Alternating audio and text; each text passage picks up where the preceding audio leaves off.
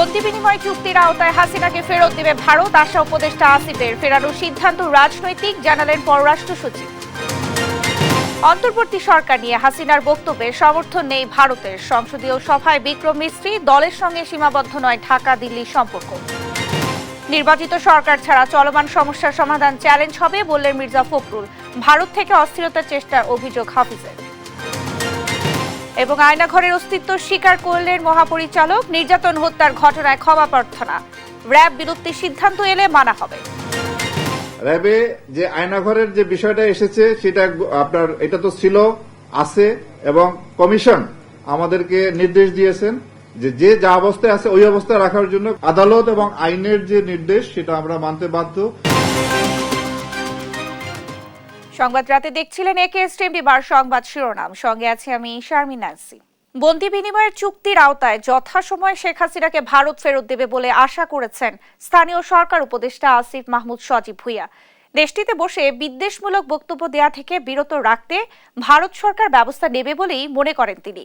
এদিকে সাবেক প্রধানমন্ত্রী শেখ হাসিনাকে দেশে ফেরানোর বিষয়টি আন্তঃমন্ত্রণালয় এবং রাজনৈতিক সিদ্ধান্ত বলে জানান পররাষ্ট্র সচিব জসিমউদ্দিন। নিয়াজ মোর্শেদকে সঙ্গে নিয়ে জান্নাতুল মোহনার প্রতিবেদন। ৫ আগস্টের পর ভারত বাংলাদেশ সম্পর্কে টানাপোড়েনের লাগাম টানতে ৯ ডিসেম্বর একদিনের সফরে ঢাকায় আসেন ভারতের পররাষ্ট্র সচিব বিক্রম মিস্ত্রি। তার এই সফর দুই দেশের সম্পর্ক পুনর্মূল্যায়ন ও নতুন যাত্রার শুরু বলে মন্তব্য করেছেন পরিবেশ উপদেষ্টা। ভারতের সাথে তাদের যে পররাষ্ট্র সচিব এসেছিলেন সেখানে সম্পর্কটা পুনর্মূল্যায়নের এবং নতুন করে যাত্রা শুরুর একটা প্রক্রিয়া শুরু হয়েছে। ভারতে বসে সাবেক প্রধানমন্ত্রী শেখ হাসিনার বক্তব্য দেওয়া বন্ধে দেশটির সরকার ব্যবস্থা নেবে বলে মনে করেন স্থানীয় সরকার উপদেষ্টা। বন্দি বিনিময় চুক্তির আওতায় ভারত তাকে ফেরত দেবে বলে আশাও জানান তিনি। ভারতের পররাষ্ট্র সচিবকে বলা হয়েছে এবং তিনি সেটা ভারতে উত্থাপন করেছেন। আমরা আশা করি যে এই ধরনের কোনো বিদ্বেষমূলক বক্তব্য প্রচারে ভারত তাকে বাধা দেবে এবং যথাসময়ে বাংলাদেশের সাথে ভারতের যে বন্দি বিনিময় ট্রিটি আছে সেই ট্রিটি অনুযায়ী তাকে বাংলাদেশে ফেরত দেওয়া হবে। এদিকে তিমুর লেস্তে রাষ্ট্রপতির আগমন নিয়ে এক ব্রিফিংয়ে পররাষ্ট্র সচিব জানান শেখ হাসিনাকে কবে ফিরিয়ে আনা হবে সে সিদ্ধান্ত রাজনৈতিক। এটা আন্তঃমন্ত্রণালয় বিষয়ক একটা বিষয় এবং এটা একটি রাজনৈতিক সিদ্ধান্তের বিষয় এবং পররাষ্ট্র মন্ত্রণালয়ে যখন এই অনুরোধ আসবে তখন আমরা তার পরবর্তী প্রক্রিয়াটা শুরু করব। ভারতে আটক বাংলাদেশি নাবিকদের ফিরিয়ে আনতে ব্যবস্থা নেওয়ার কথাও জানান পররাষ্ট্র সচিব। জান্নাতুল মোহনা, দেশ টিভি, ঢাকা। শেখ হাসিনার কোনো বক্তব্যকেই সমর্থন করে না ভারত। দেশটির পররাষ্ট্র মন্ত্রণালয়ের সংসদীয় স্থায়ী কমিটিকে এ কথা জানান ভারতের পররাষ্ট্র সচিব বিক্রম মিস্ত্রি। বলেন, বাংলাদেশের সঙ্গে ভারতের সম্পর্ক কেবল একটি রাজনৈতিক দল বা সরকারের মধ্যে সীমাবদ্ধ নয়। লুৎফুর কবিরের রিপোর্ট। গেল ৯ ডিসেম্বর ভারতের পররাষ্ট্র সচিব বিক্রম মিস্ত্রির নেতৃত্বে প্রতিনিধি দল ঢাকা ছাড়েন। সেই সফর নিয়ে কংগ্রেস নেতা ও লোকসভার বিরোধী নেতা শশী থারুর নেতৃত্বে বুধবার নয়াদিল্লির অ্যানেক্স ভবনে বৈঠক হয়। দুদেশের চলমান সংকট নিয়ে ঢাকায় অন্তর্বর্তী সরকারের সঙ্গে তার যে আলোচনা হয়েছে এবং ভারতের অবস্থান কি তা তুলে ধরেন বৈঠকে। ভারতে বসে শেখ হাসিনা বিবৃতি ও আপত্তিকর মন্তব্য করে যাচ্ছেন, এ বিষয়ে মিস্ত্রি বলেন তার বক্তব্যকে কোনোভাবেই সমর্থন করে না নয়াদিল্লি। বাংলাদেশের অন্তর্বর্তী সরকার নিয়ে ক্ষমতাচ্যুত প্রধানমন্ত্রী শেখ হাসিনার সমালোচনা ভারত সমর্থন করে না। এসব নিয়ে দুদেশের সম্পর্কে অস্বস্তিকর পরিস্থিতি রয়েছে। শেখ হাসিনা তার মন্তব্যের জন্য ব্যক্তিগত যোগাযোগ ডিভাইস ব্যবহার করছেন। এ সংক্রান্ত তাকে কোনো প্ল্যাটফর্ম বা সুযোগ সুবিধা দেওয়া হয়নি, যা দিয়ে ভারতের ভূখণ্ডে বসে রাজনৈতিক কর্মকাণ্ড চালাতে পারেন। বৈঠকে পররাষ্ট্র সচিব মিস্ত্রি আরও বলেন, ঢাকায় সফরকালে তিনি অন্তর্বর্তী সরকারকে জানিয়েছেন বাংলাদেশের সঙ্গে ভারতের সম্পর্ক কোনো একক রাজনৈতিক দল বা একটি সরকারের মধ্যে সীমাবদ্ধ নয়। বাংলাদেশের জনগণের সঙ্গে সম্পর্ককে গুরুত্ব দিয়ে থাকে নয়াদিল্লি। ব্রিফিংয়ে উপস্থিত ছিলেন ভারতের প্রায় ২২ জন সংসদ সদস্য। পররাষ্ট্র সচিব তাদের জানান, বাংলাদেশের সংখ্যালঘু সম্প্রদায়ের উপর সহিংসতার যে অভিযোগ ছিল তাতে উদ্বিগ্ন ভারত। যদিও সহিংসতার ঘটনায় অনেকে গ্রেফতার হয়েছেন, বিষয়টিকে ইতিবাচকভাবেই দেখছে নয়াদিল্লি। কিছু গণমাধ্যমে মিথ্যা তথ্য ছড়ানো হচ্ছে বলেও তুলে ধরেন ভারতের পররাষ্ট্র সচিব। লুৎফর কবির, নিউজ ডেস্ক, দেশ TV. South Asian association for regional cooperation oncology SFO প্রতিনিধি দলের সঙ্গে বৈঠক করেছেন অন্তর্বর্তী সরকারের প্রধান উপদেষ্টা ডক্টর মোহাম্মদ ইউনূস। বৃহস্পতিবার প্রধান উপদেষ্টার বাসভবন যমুনা থেকে ভিডিও কনফারেন্সের মাধ্যমে বৈঠকে যুক্ত হন তিনি। এই সময় প্রধান উপদেষ্টা বলেন, সার্ক দক্ষিণ এশিয়ার দেশগুলোর জন্য বিশেষ গুরুত্বপূর্ণ। ভারত পাকিস্তানের মধ্যকার কিছু ইস্যুর জন্য সার্ক সক্রিয় হচ্ছে না। তিনি আরো বলেন, দুটি দেশের মধ্যকার সমস্যা অন্য দেশকেও প্রভাবিত করছে। সার্ককে সক্রিয় করতে দক্ষিণ এশিয়ার দেশগুলোর প্রতি আবারও আহ্বান জানান প্রধান উপদেষ্টা।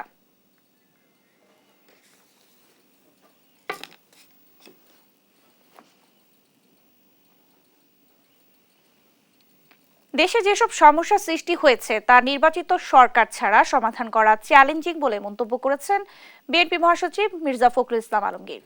যুক্তরাজ্য থেকে দেশে ফিরে শাহজালাল বিমানবন্দরে বলেন, জনগণের বিজয়কে ফলপ্রসূ করতে দলের ভারপ্রাপ্ত চেয়ারম্যানের পক্ষ থেকে সবাইকে ধৈর্য ধরার আহ্বান জানানো হয়।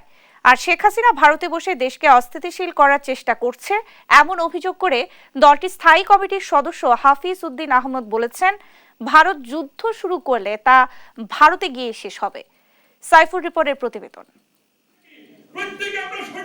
পতিত স্বৈরাচারের পৃষ্ঠপোষক ভারত ও দেশটির গণমাধ্যমে বাংলাদেশের বিরুদ্ধে অপপ্রচার ও ষড়যন্ত্রের প্রতিবাদে জাতীয় প্রেস ক্লাবে আলোচনা সভা করে জাতীয়তাবাদী মুক্তিযোদ্ধা দল। শেখ হাসিনার চোখে বাংলাদেশকে দেখার দৃষ্টিভঙ্গি পরিবর্তন না করা পর্যন্ত ভারতের সঙ্গে বাংলাদেশের সম্পর্ক কখনো স্বাভাবিক হবে না। দলের স্থায়ী কমিটির সদস্য হাফিজ উদ্দিন আহমদ বলেন, ৭১-এর মুক্তিযুদ্ধকে পাক ভারত যুদ্ধ দেখাতেই আত্মসমর্পণের আনুষ্ঠানিকতায় মুক্তিবাহিনীর প্রধানদের মর্যাদা দেয়নি ভারত। দাবি করেন, দেশকে কখনো ভারতের অধীন হতে দেয়া হবে না। মুক্তিবাহিনীর যিনি প্রতিনিধি, সেই সারেন্ডার সেরিমনিতে তিনিও হওয়া উচিত ছিল প্রধান ব্যক্তি। তার দুপাশে, এক পাশে জেনারেল অরোরা বসবেন, আরেক পাশে নিয়াজি বসবেন এবং তারা সারেন্ডার করবেন মুক্তিবাহিনীর কাছে। এটাই হলে ইতিহাস সঠিকভাবে লিপিবদ্ধ হতো। কিন্তু এটিকে দেখাতে চেয়েছে পাক ভারত যুদ্ধ, এটা যে বাংলাদেশের জনগণের যুদ্ধ, এটি তারা স্বীকার করে নেই।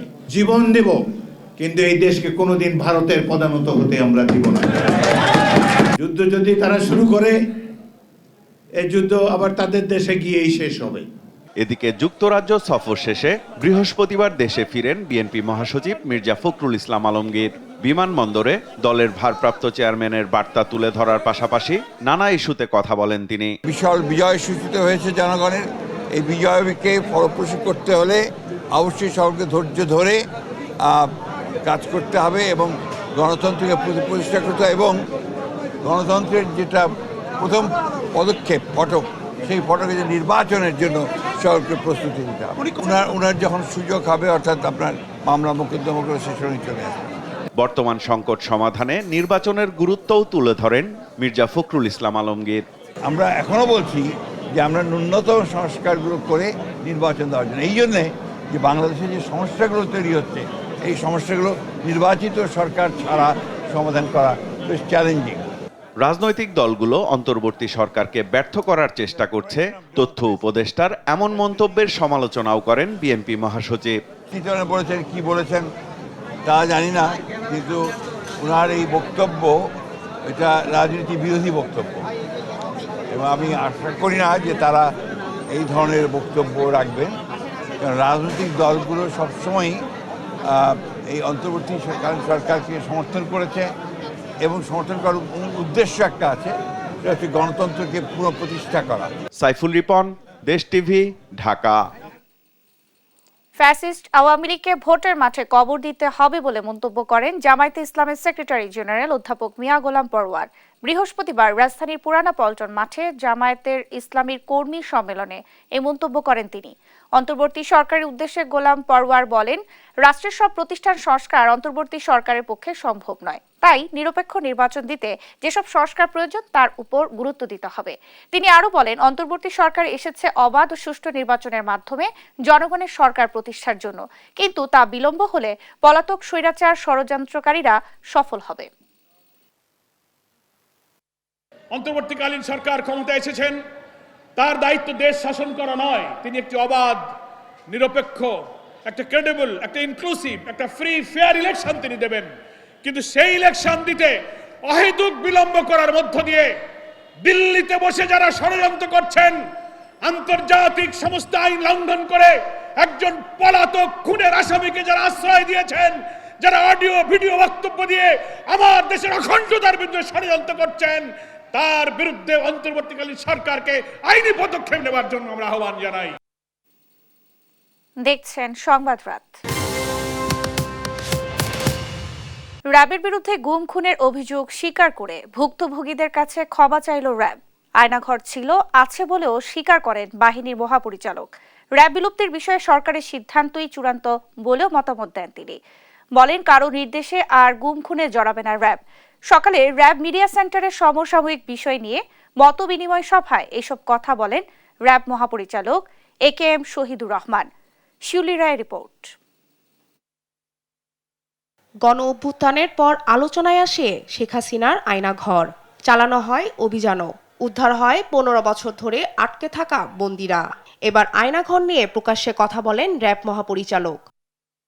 সম্প্রতি মানবাধিকার লঙ্ঘন ও বিচার বহির্ভূত হত্যাকাণ্ডের অভিযোগ তুলে পুলিশ সংস্কার কমিশনের কাছে র্যাব বিলুপ্ত সুপারিশ করেছে বিএনপি। এমন আলোচনার পর সংবাদ সম্মেলনে আসেন বাহিনীটির প্রধান AKM শহীদুর রহমান।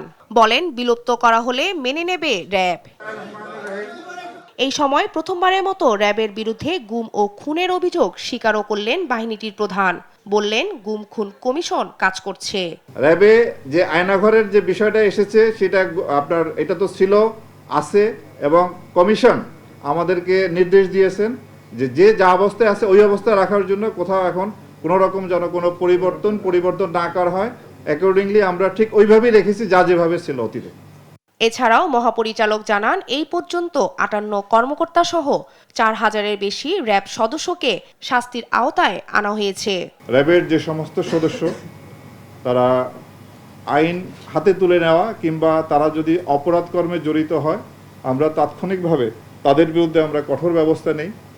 এই পর্যন্ত প্রায় র্যাবের 58 জন কর্মকর্তা এবং 4235 জন সদস্যকে শৃঙ্খলা ভঙ্গের জন্য অভিযুক্ত করে তাদের বিরুদ্ধে শাস্তিমূলক ব্যবস্থা নেওয়া হয়। প্রতিষ্ঠার শুরু থেকে জঙ্গি অভিযান নিয়ে র্যাবের কোনো নাটক সাজিয়েছিল কিনা এমন প্রশ্নে মহাপরিচালক বলেন, জঙ্গিদের তৎপরতা ছিল, তবে প্রায় সময় মঞ্চস্থ হতো নাটক, বলির পাঠা হতো সাধারণ মানুষ। 5ই আগস্ট পরবর্তী সময়ে ছাত্র জনতার উপর গুলি করার ভিডিও ফুটেজও দেখে অনেককে আটক করা হয়।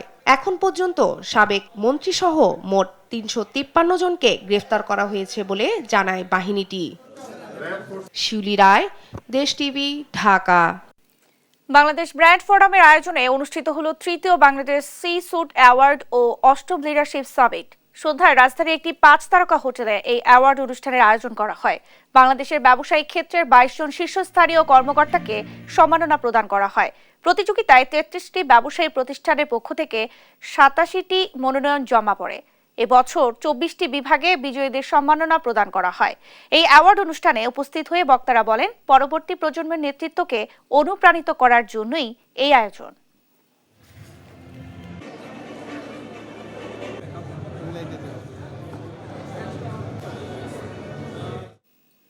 দেখছেন সংবাদ রাত। রাখাইন প্রদেশের মংডু শহরের বাইরে অবস্থিত জান্তার সর্বশেষ সীমান্ত ঘাঁটি নিয়ন্ত্রণে নেওয়ার দাবি করেছে রাখাইন আর্মি। তাদের হাতে বন্দী হয়েছে সামরিক জান্তার এক জেনারেল সহ কয়েকশো সৈন্য।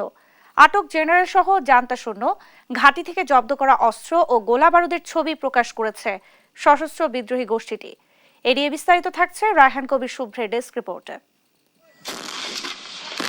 দীর্ঘ 55 দিনের লড়াই শেষে মিয়ানমারের বাংলাদেশ সীমান্তবর্তী মংডু শহর পুরোপুরি দখলে নিয়েছে আরাকান আর্মি।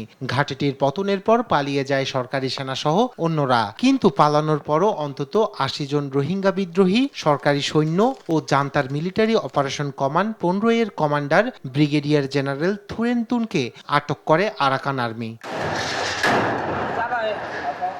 স্থানীয় সময় বুধবার এ তথ্য জানায় মিয়ানমারের সংবাদ মাধ্যম ইরাবতী। এদিকে আরাকান আর্মি বলছে, বর্ডার গার্ড পুলিশ ব্যাটালিয়ন সদর দপ্তরে লড়াইয়ের সময় 450 জনেরও বেশি সরকারি সৈন্য নিহত হয় এবং জব্দ করা হয় প্রচুর অস্ত্র ও গোলাবারুদ। ইরাবতী জানায় 2021 সালে সামরিক অভ্যুত্থানের পর মিয়ানমারের দ্বিতীয় বৃহত্তম শহর মান্দালেতে শান্তিপূর্ণ অভ্যুত্থান বিরোধী বিক্ষোভের ওপর প্রাণঘাতী ক্র্যাকডাউন চালানোর জন্য ব্রিগেডিয়ার জেনারেল থুরেনতুন কুখ্যাত। এছাড়া রাখাইন প্রদেশের উত্তরে জান্তার পক্ষে লড়াইয়ের জন্য রোহিঙ্গাদের প্রশিক্ষণ ও অস্ত্র দেওয়ার অভিযোগও রয়েছে এই জেনারেলের বিরুদ্ধে। এদিকে থুরেনতুন সহ বন্দি জান্তা সৈন্যদের ছবি প্রকাশ করেছে আরাকান আর্মি। সেই সঙ্গে ঘাঁটি থেকে জব্দ করা অস্ত্র ও গোলাবারুদের একটি বড় সংগ্রহের ছবিও প্রকাশ করে তারা। এদিকে মংডুর সর্বশেষ জান্তা ঘাঁটিটি দখল হয়ে যাওয়ার মধ্য দিয়ে বাংলাদেশ মিয়ানমার সীমান্তের প্রায় 350 কিলোমিটার সীমান্তের পুরোটাই এখন আরাকান আর্মি নিয়ন্ত্রণে। এরপরই নাফ নদীর মিয়ানমার অংশে নৌ চলাচলে নিষেধাজ্ঞা আরোপ করেছে তারা, যা বাংলাদেশের নিরাপত্তা পরিস্থিতিকে জটিল করে তুলেছে। এই পরিস্থিতি রোহিঙ্গা সংকটকে আরও দীর্ঘায়িত করতে পারে এবং সীমান্তে অনুপ্রবেশের সংখ্যা রয়েছে বলে সতর্ক করেছেন রাখাইনে যুদ্ধ পর্যবেক্ষণকারী একাধিক সামরিক বিশ্লেষক। রায়হান কবির শুভ্র, নিউজ ডেস্ক, দেশ টিভি। আমরা চলে যাচ্ছি ওয়াশিংটন ডিসিতে ভয়েস অফ আমেরিকার স্টুডিওতে। সেখানে দেশ টিভির জন্য যুক্তরাষ্ট্রের খবরাখবর নিয়ে অপেক্ষা করছেন আহসানুল হক। ভিওই 60 আজকের পর্বে আপনাদের সবাইকে স্বাগত জানাচ্ছি। আমি আহসানুল হক। চলুন জেনে নেওয়া যাক আমেরিকার প্রধান কিছু খবর। যুক্তরাষ্ট্রের পররাষ্ট্রমন্ত্রী অ্যান্টনি ব্লিংকেন লোহিত সাগর তীরবর্তী আকাবা শহরে জর্ডানের বাদশাহ আবদুল্লাহর সাথে বৃহস্পতিবার সাক্ষাৎ করেন। তারা বাশার আসাদ সরকারের পতনের পর সিরিয়া পরিস্থিতি নিয়ে আলোচনা করেন। ব্লিংকেন এ সপ্তাহে তুরস্কে যাবার কথা রয়েছে। যুক্তরাষ্ট্রের জাতীয় নিরাপত্তা উপদেষ্টা জেক সালিভান বৃহস্পতিবার জেরুজালেমে ইসরায়েলের প্রধানমন্ত্রী বেনিয়ামিন নেতানিয়াহুর সাথে বৈঠক করেছেন। ইসরায়েল এবং ফিলিস্তিনিরা গাজায় যুদ্ধবিরতির একটা নতুন চেষ্টার ইঙ্গিত দিচ্ছে, যার আওতায় হামাসের হাতে জিম্মি 100 জনের অন্তত কয়েকজনকে ইসরায়েলে ফেরত পাঠানো হবে, রয়টার্স এ খবর জানিয়েছে। Time magazine person of the year হিসেবে প্রেসিডেন্ট ইলেক্ট ট্রাম্পের নাম প্রকাশ করেছে। 2016 সালেও টাইম ট্রাম্পকে একই খেতাব দিয়েছিল। আজ এ পর্যন্তই। আহসানুল হক, ভয়েস অফ আমেরিকা, ওয়াশিংটন। দেখছেন সংবাদ রাত।